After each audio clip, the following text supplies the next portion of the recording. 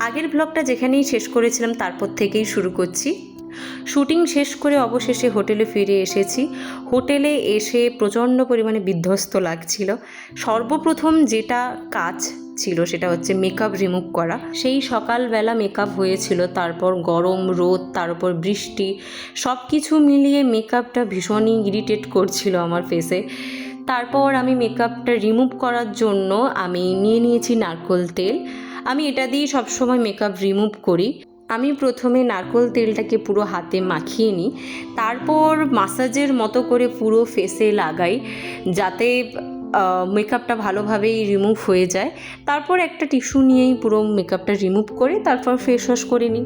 প্রচণ্ড খিদে পাচ্ছিল, কি খাবো বুঝতে পারছিলাম না। আমাদের কাছে ছিল গজা আর বিস্কুট, সেটা দিয়েই আমরা কাজ চালাচ্ছিলাম। বাইরের ওয়েদারটা জাস্ট দেখো, প্রচণ্ড পরিমাণে বাজ পড়ছে বাইরে, প্লাস বৃষ্টিও হচ্ছে। এই ওয়েদারে আমাদের টিফিনটা আসতে অনেকটাই দেরি করে।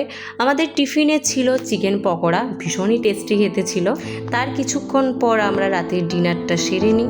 রাতের ডিনারে আমি নিয়েছিলাম রুটি, ডিম ভাজা, আলু ভাজা, পটল আলুর তরকারি। ভিডিওটি কেমন লাগলো অবশ্যই তোমরা কমেন্টে জানিও। বাই।